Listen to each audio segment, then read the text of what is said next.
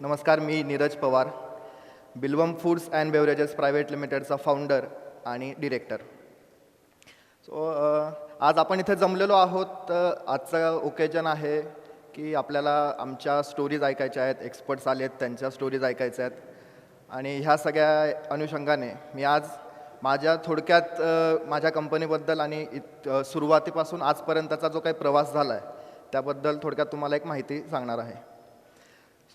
याची सुरुवात बेसिकली अशी झालेली की ज्यावेळी मी याचा उगम असा होता की आमचे वडील श्री माधव पवार हे पुण्यात प्रोफेसर होते आणि त्यानंतर तिथे त्यांनी जॉब सोडला. त्यांना एक शेतीबद्दलची आपुलकी होती आणि शेतीला पूरक जे काही व्यवसाय असतील, शेतीला अनुसंधान जे काही व्यवसाय असतील ते व्यवसाय त्यांना डेव्हलप करायचे होते. आणि ते पुण्यातनं त्यांनी शिक्षण घेतल्यानंतर तिथेच त्यांनी जॉब केल्यानंतर त्यांना आपल्याकडच्या आदिवासी भागात काहीतरी काम करता यावं ह्यासाठी त्यांचे काहीतरी प्रयत्न करावे म्हणून ते पुण्यातला जॉब सोडून पिंपळनेर येथे 1998 साली आले. त्या पिरियडमध्ये तिथे अतिशय दुर्गम एरिया, तो सगळा आदिवासी भाग, तिथे त्यांनी त्या भागामध्ये आदिवासी कल्याणासोबतच बऱ्याचपैकी काम केलं, शेती व्यवसायात काम केलं. आणि त्या सगळ्या याच्यात मग आमचं तिथून बालपण सुरू झालं की त्यांच्याबरोबर वेगवेगळ्या गावोगावी फिरणं आणि तिथनं वेगवेगळ्या शेतकऱ्यांना भेटणं, त्यांचे काही प्रॉब्लेम्स, अर्थात त्यावेळी लहान होतो ते मज्जा म्हणून आम्ही फिरायला जायचो. आणि ओव्हर द पिरियड मग आमचं एज्युकेशन होण्यासाठी मग मी 5th पुण्यात आलो, धुळ्यात आलो. 5th 6th माझं धुळ्यातनं एज्युकेशन झालं. त्यानंतर मी पुन्हा गावी गेलो, तिथे 7th to 10th माझं गावाकडे शिक्षण झालं. आणि काहीतरी वेगळं करायचं आहे, रेग्युलर स्ट्रीममध्ये नाही पडायचं आहे. तो एक पिरियड असा होता की सगळ्यांना इंजिनिअरिंग, डॉक्टर आणि ह्या सगळ्या स्ट्रीममध्ये जायचं आहे. तर इथं फक्त एक रेक्टिफाय करू इच्छितो की मी इंजिनिअरिंग नाही केलं आहे, मी BCom केलं आहे, त्यानंतर माझं MBA झालं आहे. ह्या पिरियडमध्ये असं झालं की मी नाशिकला एज्युकेशन घ्यावं म्हणून ॲडमिशन घेतली. आणि आमचं साधारण रात्री बोलणं झालं आणि असं की इंजिनिअरिंग करायची नाही, कॉमर्सला ॲडमिशन घेऊया, काहीतरी वेगळं करू. आणि मग कॉमर्सनंतर मी पुण्यात वडील गेले, तिथे त्यांनी ॲडमिशन प्रोसेस स्टार्ट केली. फॉर्च्युनेटली मला मेरिट बेसिसवर BMCC पुणे येथे ॲडमिशन मिळाली आणि तिथे मी कॉमर्सचं एज्युकेशन सुरू केलं. 11वी 12वी FY SY TY BMCCतनं माझं झालं. ह्या सगळ्या पिरियडमध्ये मी अनेक इव्हेंट्स ऑर्गनाईज केले.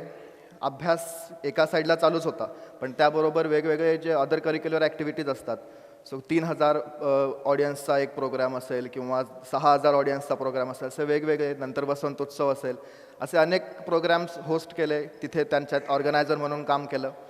ह्या सगळ्याच्यात एक गोष्ट होती की मी स्वतःला असं समजत होतं की मला कुठेतरी तुम्ही प्लॉट करा आणि त्या जागेवरचे जे त्याला धरून जे काही सर्कलमधले कामं असतील ते मी 100% पूर्ण करेल, तुम्ही डोळे बंद करून माझ्यावर विश्वास ठेवू शकता. आणि ह्या सगळ्या इव्हेंच्युअली ह्या सगळ्या गोष्टींवरनं एक वर्ष पुढे जात गेलं माझं BCom संपलं. आणि अनफॉर्च्युनेटली त्या पिरियडमध्ये कोविड आला. कोविड आल्यानंतर मी बरेच वर्ष घरापासून लांब असल्या कारणाने कोविडमध्ये आम्ही सगळे युनाईट झालो. बरेच दिवस आम्ही टाईमपास केला घरी. सुरुवातीचे जे 6 महिने होते ते हॉलिडेज ह्या झोनमध्ये होते. आणि त्या पिरियडमध्ये असं झालं की जे शहराकडे जे काही रिस्ट्रिक्शन्स होते कोविड रिलेटेड, ते गावाकडे त्यातल्या त्यात कमी होते. आणि आम्ही ज्या भागाला बिलॉंग करतो तो भाग बिलकुलच एक आदिवासी ट्रायबल एरिया, सगळे तिथे पाडे. आणि आज आपली जेवढी लोकसंख्या एवढे तिथले गावातली लोकसंख्या असलेले ते सगळे लोक, अशा एरियांमध्ये तिथे रिस्ट्रिक्शन्स नव्हते. एक हट्टीपणा की चला बघूया काय चाललं आहे त्यांचं, कसं चाललं आहे. आम्ही तिकडे फिरायला लागलो. आणि ह्याच याच्यात मग जे शहरात नातेवाईक होते त्यांचं असं होतं की आम्हाला खायला मिळत नाही, भाज्या मिळत नाही आहेत आणि लिमिटेड पिरियड पुरतं काहीतरी मार्केट ओपन होतं आहे आणि आमच्याकडे दारासमोर भाजी येत होती, तिथे आम्ही घेत होतो, मजा करत होतो. ह्या सगळ्या पिरियडमध्ये झालं असं की कोविड कोंबड्यांमुळे पसरतो असं एक न्यूज सुरू झालेली. आणि त्या पिरियडमध्ये आमच्याकडे आमची पोल्ट्री फार्म आहे, तिथे 10,000 पक्ष्यांचं ते पोल्ट्री फार्म आहे. आणि त्या पिरियडमध्ये कंपनीने सांगितलं की आम्ही हे पक्षी परत नाही घेऊ शकत, तुम्ही तुमच्या पद्धतीने त्याची विल्हेवाट लावा. आणि आता एवढे पक्षी डंप करणं is not a easy task. त्या पिरियडमध्ये आम्ही असं केलं की कोणाला इकडे तिकडे रडत बसण्यापेक्षा किंवा ते कुठेतरी खड्डा खोदून त्यात ते टाकण्यापेक्षा आपण विकूयात, जितके जातील तितके जातील, बाकी देव आहे. आणि ह्या सगळ्या ह्याच्यात मग सुरू केलं, पक्षी विकणं सुरू केलं. तर एक सुरुवातीचं असं होतं की लाज होती थोडीशी की समोरच्याला कसं सांगणार की आम्ही कोंबड्या विकतोय आणि हे सगळं. वडिलांचं त्या एरियामध्ये सोशल वर्क खूप असल्यामुळे त्यांचं एक तिथं समाजात एक नाव होतं की हे पर्टिक्युलर व्यक्ती आहे, हे चांगलं काम करते आणि त्यात आपण जाणार की पक्षी विकताय, कोंबड्या विकताय वगैरे वगैरे. पण इव्हेंच्युअली असं होतं की आपल्याकडे माल आहे तो विकायचा आहे आणि मग त्या पद्धतीने आम्ही त्या कोंबड्या विकल्या. आम्ही जवळजवळ 10,000 म्हणजे पूर्ण बॅच ती आम्ही विकली आणि त्या पर्टिक्युलर थोड्या 35,000 लोकसंख्या असलेल्या गावात आम्ही ती पूर्ण बॅच विकली. त्यानंतर मालेगावचा एक इम्युनिटी बूस्टर काढा फेमस झाला. सो फॉर्च्युनेटली आमचा आदिवासी बेल्ट असल्यामुळे तिकडे सगळे हे काढे आणि हे सगळे रेग्युलर बेसिसवर कन्झ्युम केलं जातं. तर आमच्याकडे त्याचे काही फॉर्म्युलेज होते. सो याच्यात आई, वडील आणि आम्ही सगळे जे काही घरी बसलेलो होतो, आम्ही थोडेसे त्याच्यात एक पर्टिक्युलर फॉर्म्युला रेज केला की ज्याच्यात मसाले पण असतील, ज्याने हीट वाढेल, पण त्या हीटला बॅलन्स करण्यासाठी वनस्पती असतील जे त्याला कूल करतील. आणि ह्या सगळ्या बॅलन्स फॉर्म्युलाने आम्ही काढा पावडर तयार केली. ती आम्ही त्या लॉकडाऊन पिरियडमध्ये ज्यावेळी रिस्ट्रिक्शन्स खूप असले जरी होते, त्या पिरियडमध्ये आम्ही आमच्या तालुक्यातच ती विकली आणि जेवढं बनवलेलं होतं तेवढं सगळं विकलं जात होतं. सो एक तो कॉन्फिडन्स आला की जे बनतंय ते विकता येतंय. आणि मग ह्या ह्याच्यात असं होतं की मी UPSCचं प्रिपरेशन करत होतो पुण्यात असताना आणि त्याच्यात एक होतं की लोकांना काहीतरी करून घेतलं पाहिजे. आपल्याकडे विजन आहे, आपण लहानपणापासून बाहेर आहोत, 10 गोष्टी जास्त बघितल्या आहेत, तर ह्याचा काहीतरी लोकांना फायदा करता यावा. आणि मग आम्ही नंदुरबार जिल्ह्यातले आदिवासी एरिया बघितले, धुळे जिल्ह्यातला आदिवासी एरिया बघितला. त्यानंतर आम्ही फॉर्च्युनेटली शेतीशी रिलेटेड असल्यामुळे इमर्जन्सी सर्व्हिसेस ह्या बॅनरखाली आम्ही औरंगाबादमधले काही आदिवासी एरियाज चेक केले आणि त्या ठिकाणी आम्हाला एक कळलं की त्या पर्टिक्युलर प्रत्येक एरियामध्ये काहीतरी प्रॉडक्ट्स आहेत, काहीतरी रिसोर्सेस आहेत ज्याचं व्हॅल्यू खूप आहे आणि त्या व्हॅल्यूजला मार्केटमध्ये त्याची किंमत त्यांना मिळत नाही. म्हणजे कोणीतरी पिकवतं आहे पण त्याला ते विकता येत नाही आणि जो विकतोय तो काहीतरी पिकवणाऱ्याकडनं कवडी मोलाने घेतो आणि बाहेर स्टँडर्ड मार्केट रेटने किंवा हाईप करून विकतोय.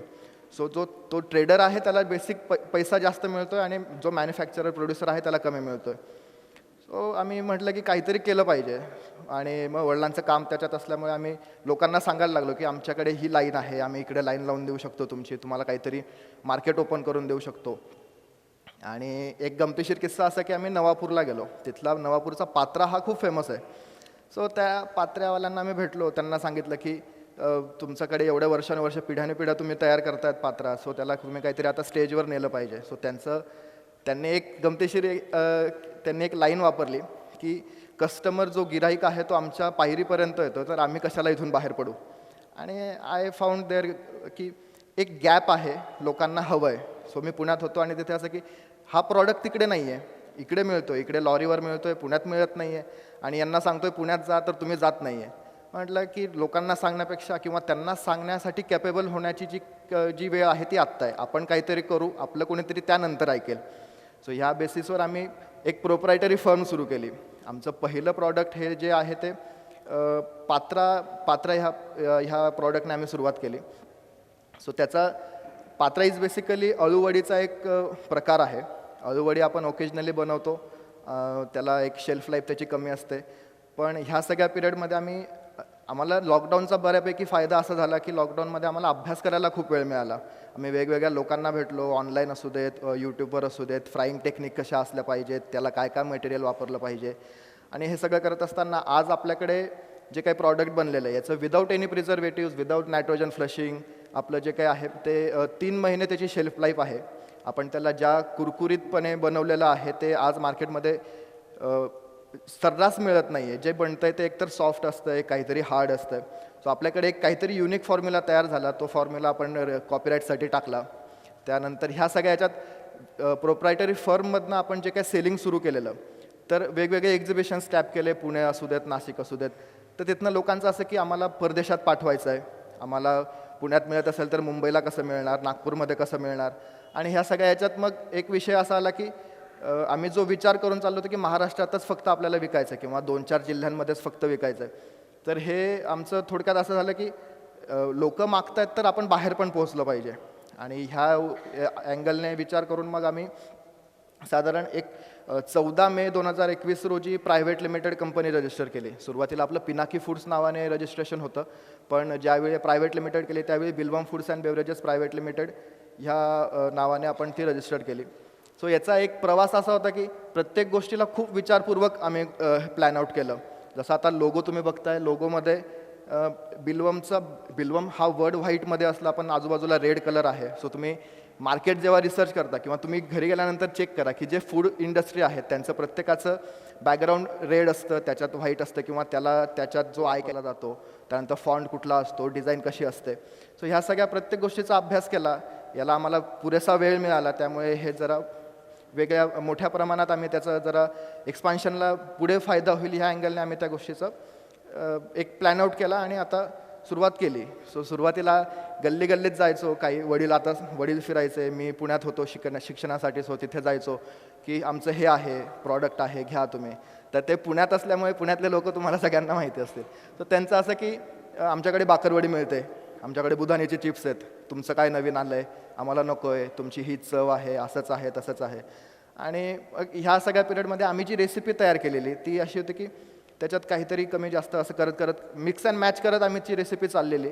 आणि ह्या सगळ्याच्यात मग ज्यावेळी पुण्यातनं काही रिस्पॉन्सेस आले, औरंगाबादमधनं काही रिस्पॉन्सेस आले, नाशिकमधनं काही रिस्पॉन्सेस आले, सो यांचं क्लब करून एक सुवर्ण मध्य साधून एक रेसिपी तयार केली जी महाराष्ट्राला अपील होऊ शकते.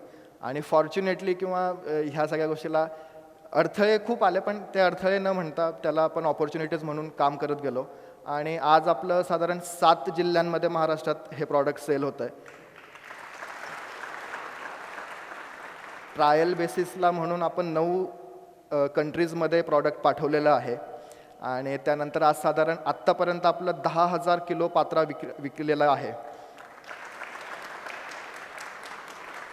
सो हे जे काही माइलस्टोन होतं आणि हे सगळं, सो याच्यात खूप सगळे स्ट्रगल्स येत गेले. गावाकडचा मुलगा, गावाकडचं प्रॉडक्ट्स, त्यात ते स्किल्ड लेबर असेल तर स्किल्ड लेबरला मॅनेज करणं. आणि फॉर्च्युनेट असं आहे की आम्हाला जे काही लोक भेटत गेले ते इतके चांगले मिळत गेले की त्यांनी आम्हाला कायम पुश केलं, कोणी आमचं पाय खेचायचा प्रयत्न नाही केला.